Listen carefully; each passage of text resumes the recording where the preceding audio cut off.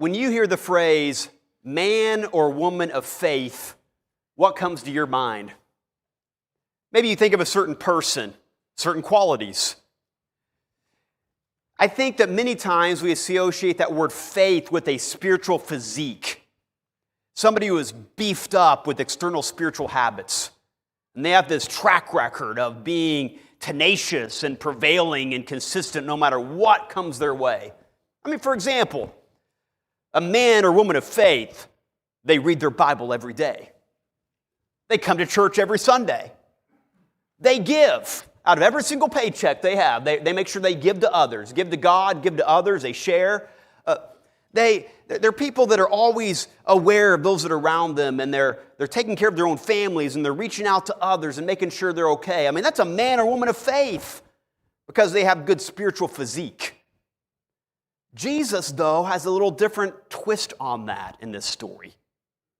And he doesn't focus so much on spiritual physique, he goes backstage. And I want to look at a story, but before we look at this story, we didn't understand why I would even bring up this idea of faith going into this story. Last week, we looked at Luke chapter 17 on offenses will come, and he does touch on faith, that by faith you can take this tree here, this mulberry tree, and say, go into the ocean, and it can just go into the ocean. Of course, it's a metaphor saying that faith taps you into a power beyond yourself. But this morning, as we look at this text, Jesus has just told a story about a weak widow lady that nobody respected, nobody looked up to. She was a nobody in society who would not let an unjust judge alone, saying, avenge me of mine adversaries, avenge me of mine adversaries. And finally, the judge states, lest this woman wear me out. I'm going to grant her request. And Jesus makes this statement at the very end. When the Son of Man comes, when he returns, will he find faith, this kind of faith on the earth? So in other words, will there be this dependability, this faithfulness that shows through prayer on earth someday when Jesus comes in the end? So that's the question that Jesus is now really going to wrestle with an answer beginning in verse 9. And I want to invite you to stand out of respect for God's word as we look at verse 9 through verse 14 and understand what Jesus' answer to his own question is. So, will the Son of Man find faith on the earth someday? Who will be faithful? Who will still be praying? And he showcases two individuals that could not be more opposite in qualities. And notice in verse 9 how the context is given by Luke. And he, that's Jesus, spake this parable unto certain which trusted in themselves that they were righteous and despised others. Let me put it in modern vernacular. He spoke to a crowd that believed in themselves. They were confident in themselves. They could do it. But they kind of snubbed others in the process. So that's the context. And so Jesus is going to tell a story. Who has real faith here? Okay, you're trusting in yourself. You're believing in yourself. But notice how Jesus picks up in verse 10. Two men went up into the temple to pray. The one a Pharisee and the other a publican, which is a tax collector. I'll explain more about that here in just a moment. Verse 11. The Pharisee stood and prayed thus with himself, or literally, he prayed to himself. God, I thank thee that I am not as other men are, extortioners, unjust, adulterers, even as this publican. I fast twice in the week. I give tithes of all that I possess. And the publican, standing afar off, would not lift up so much as his eyes unto heaven, but smote upon his breast, saying, God, be merciful to me, a sinner. I tell you, this man went down to his house justified or made right with God rather than the other. For everyone that exalteth himself shall be abased, and he that humbleth himself shall be exalted. Interesting, isn't it? Well, let's go and sit down. Thank you for standing. Let's be seated here, and let's get right into this. And the question that really we ought to wrestle with based on Jesus' own question is, who is the man of faith here? Will the Son of Man find faith on the earth when he comes back? Which man has faith? One has a physique, the other one doesn't. So which man will have the faith to be made right in the sight of God? Now, we've already read the passage. Yeah, you can already say, well, I already know the answer to that. But more of questions that we're going to look at is why? Why would Jesus focus on one that is unlikely here? So let's get into this and understand. Notice, before you even get to any thoughts, that in verse 10, we need to understand who these two men were. Because in our day, the word Pharisee is a derogatory term. I mean, in other words, does anybody want to be called a Pharisee? You are such a Pharisee. That's a put down in our day and age. But in this day, it was not a put down. It was like saying, whoa, there's a saint. There's someone who, whoa, they are godly. That's what they thought when they heard the phrase Pharisee, because these were the religious elite. They led the spiritual communities. They'd be the equivalent of today's preachers, faith leaders, and very respected in Jewish culture. To give you an idea who these Pharisees were, they're so dedicated that they had the Pentateuch memorized, Genesis through Deuteronomy. They didn't just keep the law, which were about 615 total when you look at the Pentateuch, Genesis through Deuteronomy. They went beyond that and made their own laws that exceeded that and kept that as well. These were highly dedicated men. They were decorated as well, in addition to that. And then you have a man who is a publican, a tax collector. Now, the tax collectors, they were hired by the Roman government to have poll taxes. Most likely this man was involved in a poll tax where they would set up on a passageway going into a town, and any traveler who had come through, they would receive taxes, or they would call people, and based on their income, they would extract taxes from them based on their income. Now you say, what's the big deal about this? Doesn't this kind of sound like the IRS? No, actually, if you can believe it or not, this is worse than the IRS.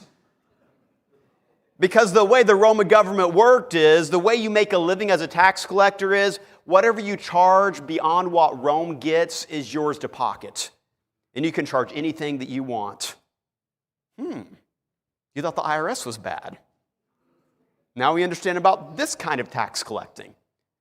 And Jews hated tax collectors for two reasons. Number one, they were traitors because they had been more loyal to Rome than to them, especially if they were Jewish. I mean, how dare you side with the Roman government to charge us taxes? Rome's the enemy, and you're siding with the enemy, so they were traitors. And then, I'll just use the blunt term, they were cheats. They'd be dishonest and say, you owe this much, and they didn't really owe that much, but they got to pocket whatever the extra amount was. So nobody liked tax collectors. We would call a tax collector today somebody who's a crook, a cheat, somebody who's dishonest. It's the scammer on Facebook Marketplace who's trying to shiest you. That's the tax collector, and nobody liked them. So we get an idea, you can't be more apart than these two. You got the preacher who's respected, and you have the crook. And they're both going to the temple to pray. Now, what is that? Well, they had 2 times of prayer every single day. The 3rd hour, which was 9 a.m., and then the 9th hour, which is 3 p.m. So this is one of those times, either in the morning or in the evening. And possibly, since this was the tax collector and is later in the day, it's probably 3 o'clock. I'm just using my imagination for a moment. And here they come. They're going to pray and make sure that things are right with God. And of course, the listeners are saying, why would a tax collector or crook even go to the temple? It's almost like saying, why would a scam artist go to church? It doesn't make sense. It doesn't fit. But nonetheless, that's the picture that Jesus is painting here. Which brings me to our first 2 thoughts. We want to look at the religious man first, this Pharisee, and notice with me that the religious man displayed his righteousness. He trophy cased it. He wanted everybody to see how righteous he was. Because after all, people respected him. Now there's three qualities we need to understand about how he showcased his righteousness. The first quality is that he prayed not to God but to himself.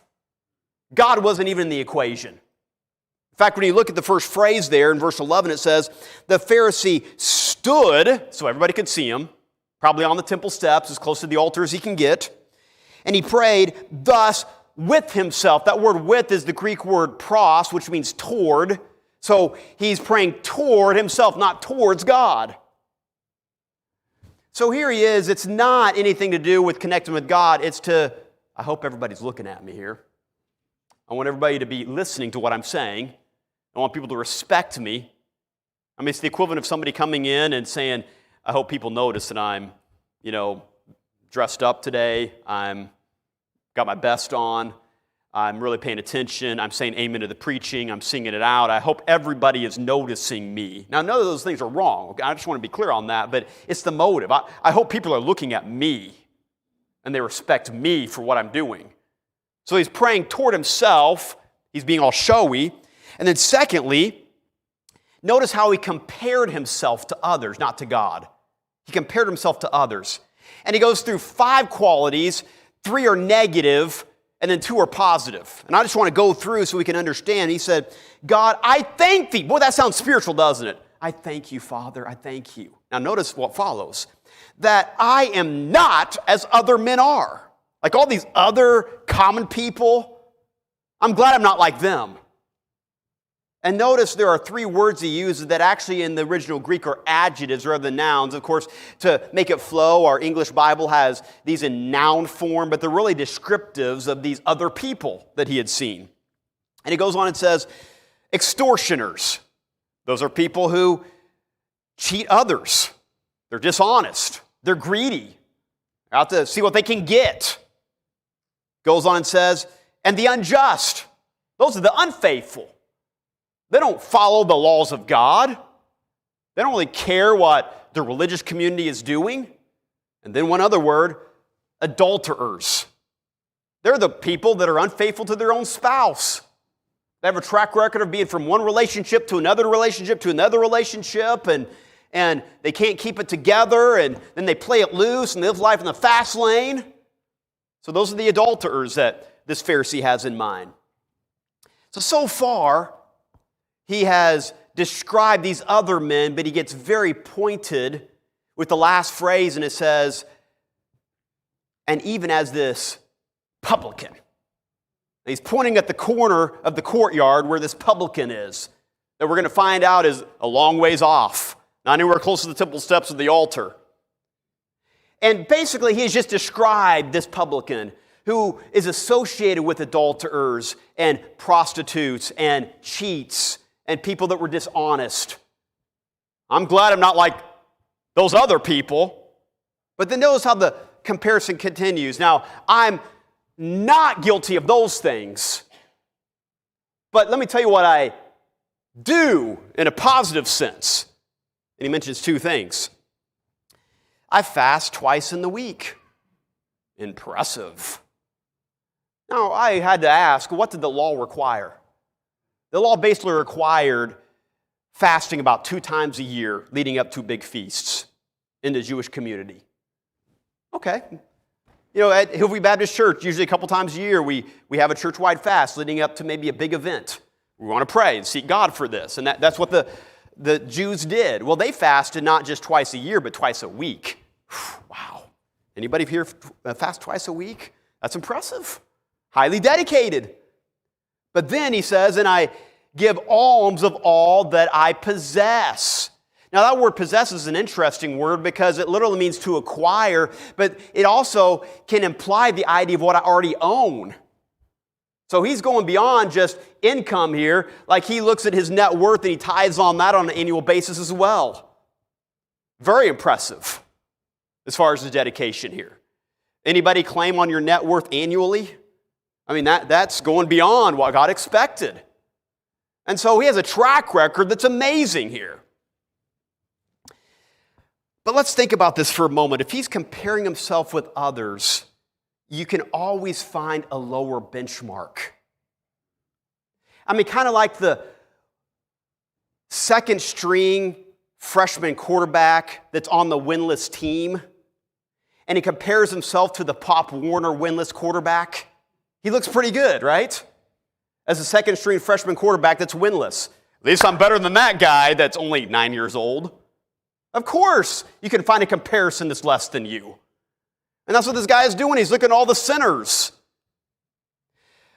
But even deeper than that, it wasn't so much that he was comparing himself. As a result of the comparison, he was despising others, and it puffed up his own head. And he was arrogant. Now let's digress just for a moment and think this thing through before we use our imagination with what this might look like in our day and age. He was focusing on feeling good about himself rather than actually being good. You say, what do you mean by that? Well, all of us are guilty. Would you agree with me on that? All of us are guilty of something. But a great way of covering up that guilt is by focusing on what we're not guilty of, or what we actually do. I mean, for example, and I've heard people talk about this, there have been people that maybe come from that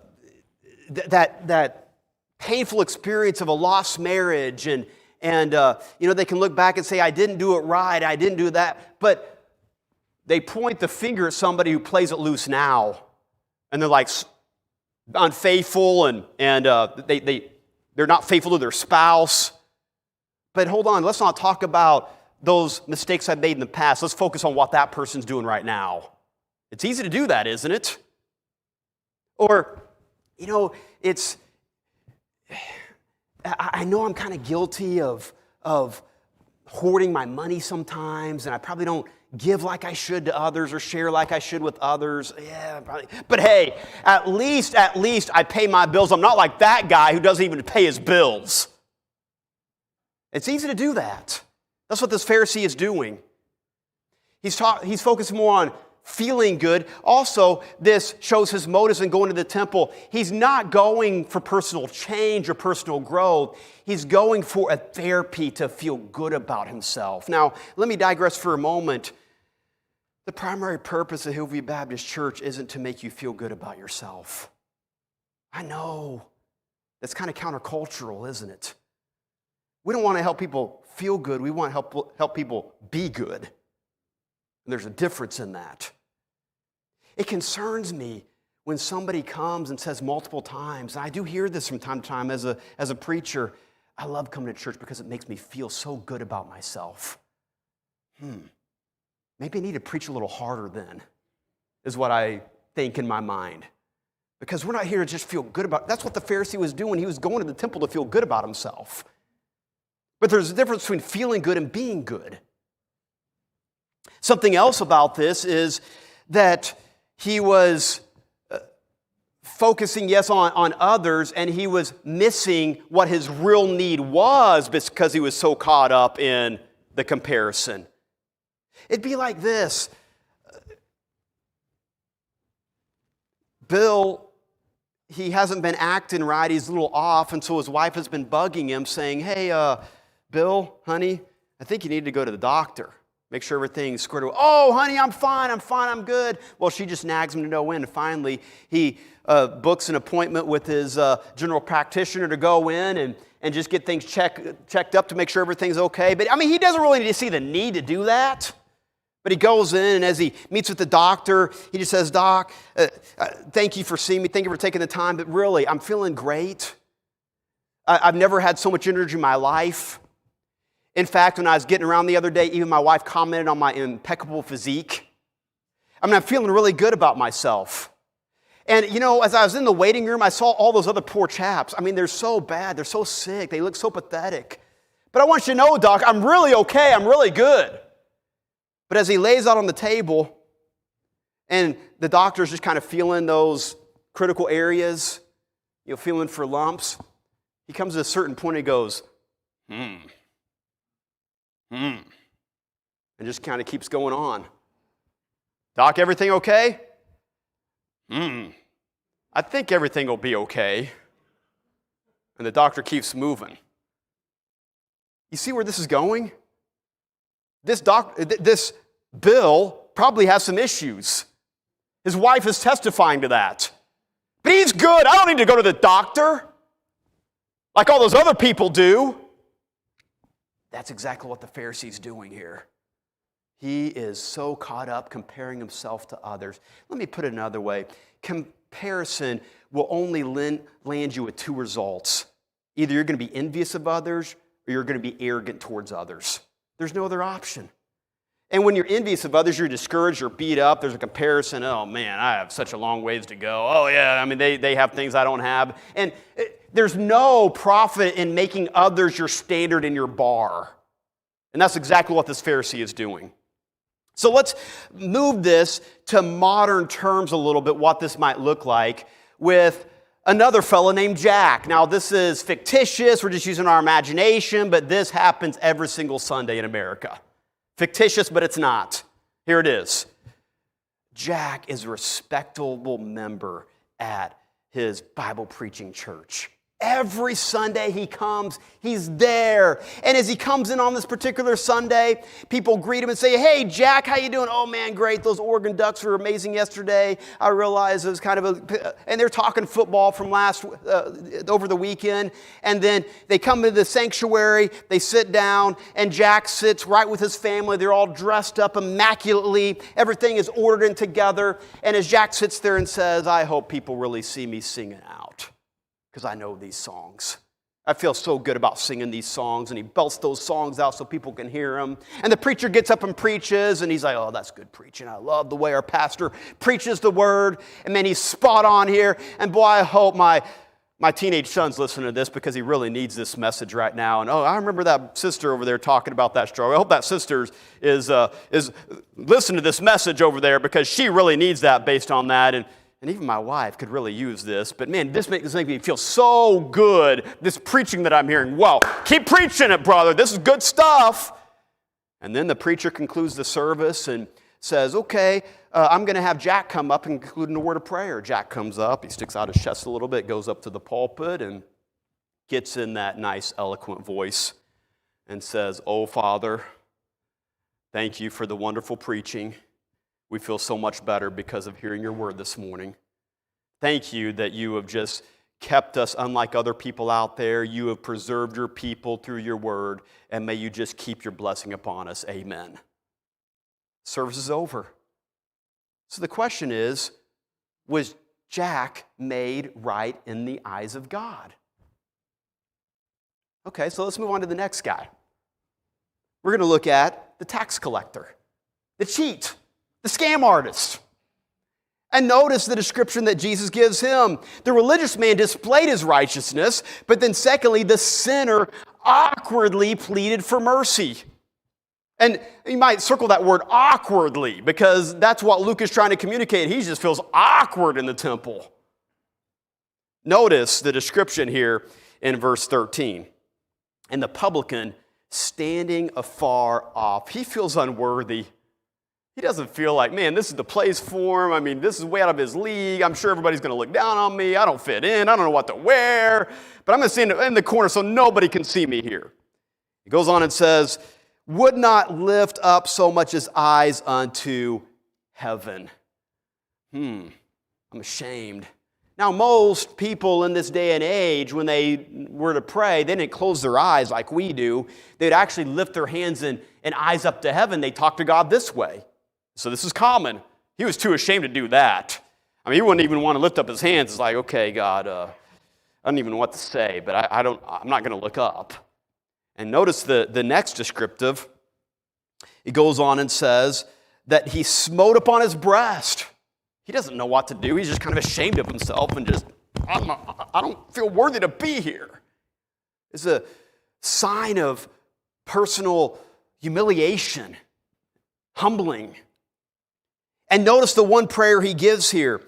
God, so he has that down. He's talking to God, not to himself. God, be merciful to me, a sinner.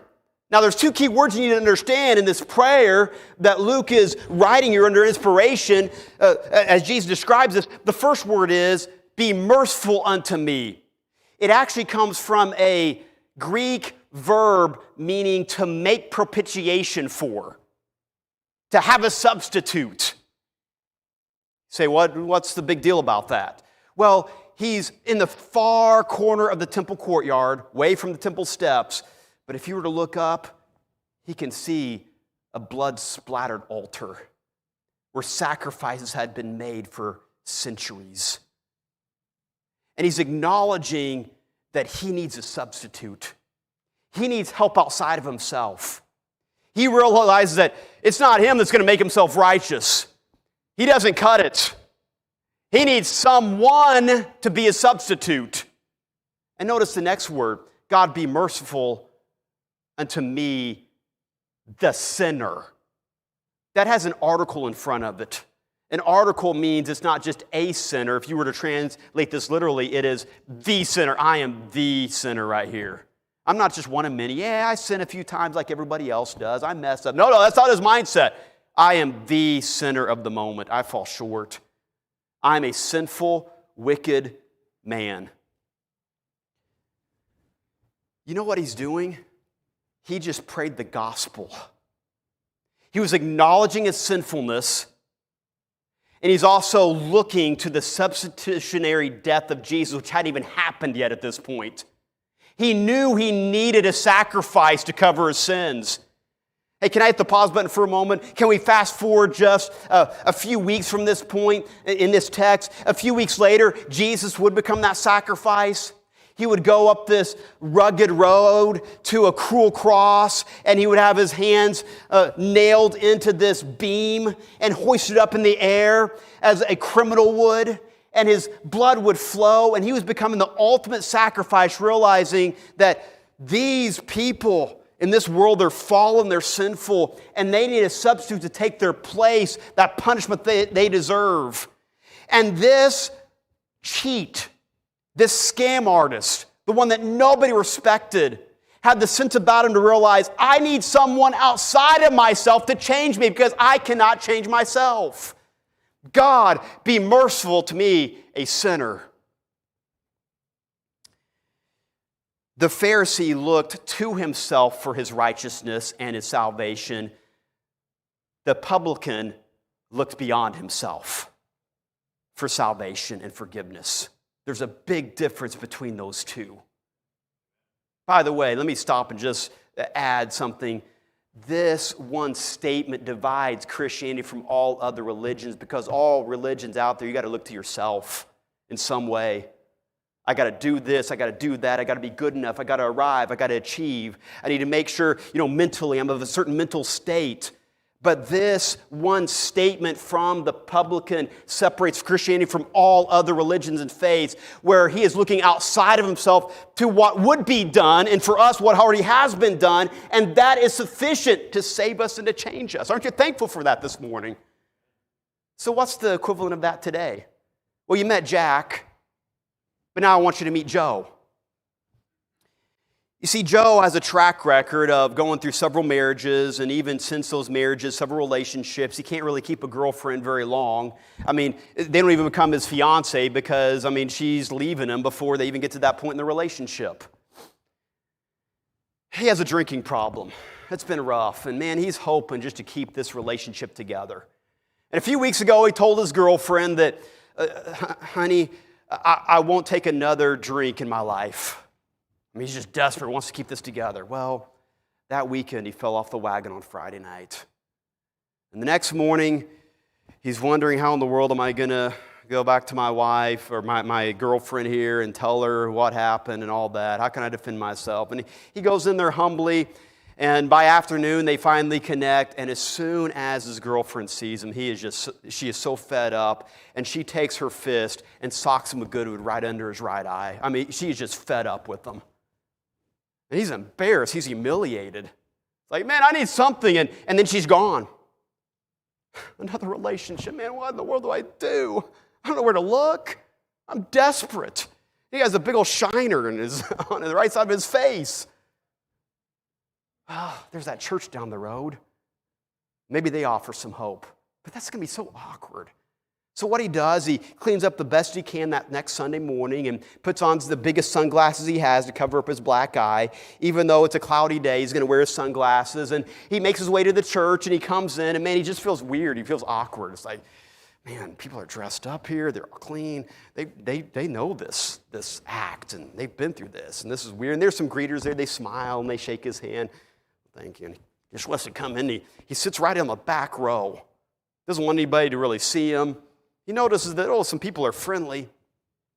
And he sees that other guy. He recognizes Jack. Yeah, Jack's up on the second row with his family. Man, they look so good. I don't know what I'm doing here. And as the congregation stands to sing, he just feels awkward and out of place and just wondering, they know these songs. I don't know these songs. And the preacher gets up and preaches, and it's like, oh, whoa, I need what that preacher's saying. I feel worse about myself. Man, I feel guilty. I need to change. But he's talking about something I need. Well, at the end of the sermon, the preacher calls for people to move forward and to respond and says, man, if you're crowded in and you can't get out of your seat, then you just tell the Lord what you're deciding right now. Well, Jack over there, he's feeling pretty good about himself, hoping that everybody else is getting the message because he's feeling good, but everybody else really needs this. But Joe over here in the corner, he's crowded in, but man, he slips out. He goes to the far corner of the altar. He bows and just buries his head in his face and sobs and says, God, be merciful to me, a sinner. He doesn't really feel any different. It's not like this load is lifted, but man, he's looking up to someone beyond himself to do what only he can do. And then he goes back to his seat. He leaves that way wondering what has happened. So Jesus looks at Jack and Joe, and he's going to give the verdict, the conclusion. Which one went home made right with God? Which one really had faith on their trip to church on that day? And notice verse 14, the conclusion he gives. I tell you, this man went down to his house justified rather than the other. What? Joe was justified? He was made right with God? Jack wasn't with that amazing spiritual physique that he has? Jesus, do you have this correct? Well, Jesus knows what he's talking about. He knows what he's saying. And putting it in other words, and this is the third thought this morning, I encourage you to jot this down because this is bringing it all together. A religious man was condemned while the sinner was justified. Paradox, isn't it? That's Jesus' point. When a person is trusting their own righteousness and their own goodness and their own spiritual physique and how they can flex their muscles and compare themselves with others, they will fall short every time. They will never be made right in the eyes of God. But when somebody as worse off as a crook, a scam artist, someone that is despised by the rest of culture, comes to the point where they look beyond themselves for what only God can do, and they let God come in and do an amazing change in their heart and their life, that person is made right with God. That is the person of faith in Jesus' eyes. Did I miss anybody out the bus window on that? Because I don't want you to miss that point. Let me put it another way. Jesus uses the word justified as a spin-off of the word being used two prior times in the passage. When you look back at verse 9, it says they were trusting themselves that they were righteous. That's the noun, dikaios. But then you come down when it says justified, that's actually the verb form, made righteous. Even the Pharisee, he used that word when he talks about the unjust. So in other words, those that are not righteous, not justified. I'm not like those guys. And ironically, after using the word to describe the crowd who thought themselves righteous, and the Pharisee who looked his nose down on those who were unrighteous in his eyes, Jesus says, actually, the person that you despise, listeners, and that publican you despise, they're actually the one who is righteous, made right with God, because they looked outside of himself to be justified.